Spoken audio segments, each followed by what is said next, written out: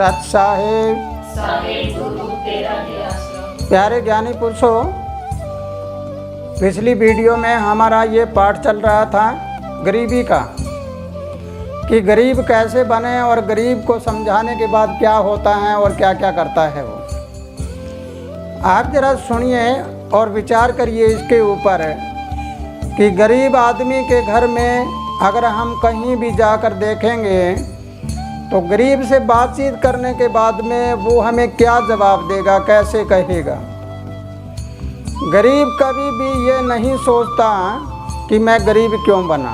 अगर आपने ये सवाल उठा भी दिया कि तुम गरीब क्यों बने, तो वो सीधा उंगली करेगा परमात्मा की ओर कि परमात्मा हमारे पीछे पड़ा हुआ है, परमात्मा ने हमारे साथ ऐसा कर दिया।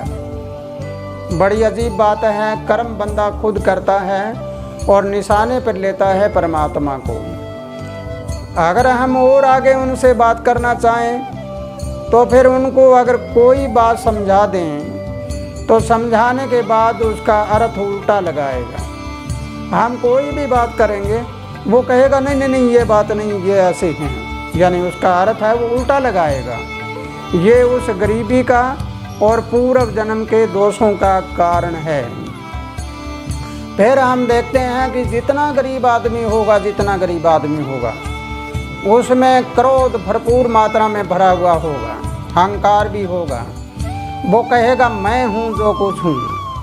और कुछ लोगों से तो मैंने काफ़ी साल पहले बात करी तो वो लोग क्या कहते हैं, बड़ी अजीब बात है।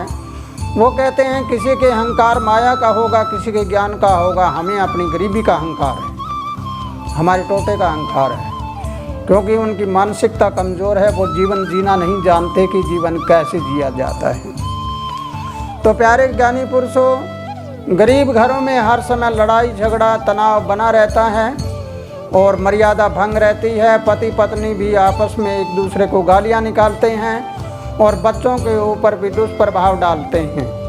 और कई जगह तो ऐसी कहानी भी हो जाती है, एक दूसरे में लड़के मर भी जाते हैं। लेकिन उनको अगर ये बात समझा दे तो वो नहीं मानेंगे।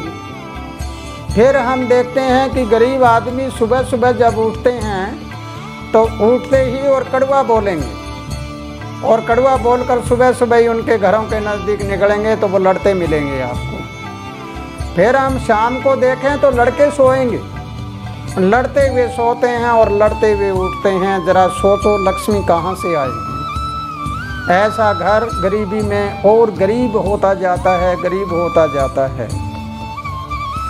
फिर हम देखते हैं कि गरीब आदमी जितना भी हम उसको ऊपर उठाना चाहें वो ऊपर उठने की बजाय वो नीचे गिर जाता है। इसका मतलब होता है कि उसमें स्थिरता नहीं होती।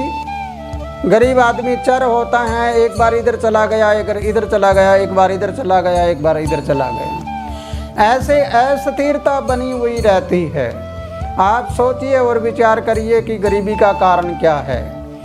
एक इंसान अच्छा खासा विचारधारा का, अच्छा विचारों का है और धनवान भी है, उसको मैंने कह दिया कि आप बेटे ऐसे करना है तो वो तुरंत कर लेगा। लेकिन गरीब को यूँ कह दूँ कि आइए आपको मैं गरीबी से छुटकारा दिलाऊं, आपकी मदद करें, लेकिन वो कहेगा हाँ, थोड़ी देर बाद में बदल जाएगा, वो नहीं मानेगा उस बात को। इसका मतलब क्या निकला कि उसके पूर्व जन्म के कर्म है वो मानने नहीं देते। इसलिए मेरे प्यारे ज्ञानी पुरुषों, अगर ये बात आपको समझ आई है और इस गरीबी से छुटकारा पाना चाहते हो तो सबसे पहले अपनी सोचन शक्ति को मजबूत करिए।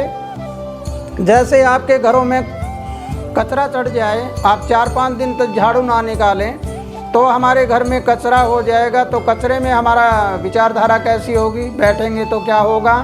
इस प्रकार हमारे दिमाग में विचारधाराओं का कचरा बना रहता है।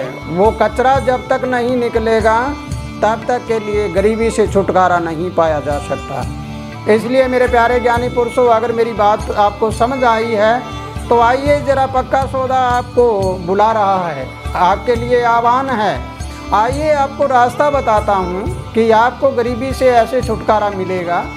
आप ऐसे छुटकारा पा के गरीबी से बाहर निकलिए। अगर मेरी बात समझ आई है तो इस वीडियो को ज़्यादा से ज़्यादा आगे भी करिए ताकि लोगों को कुछ ज्ञान हो जाए।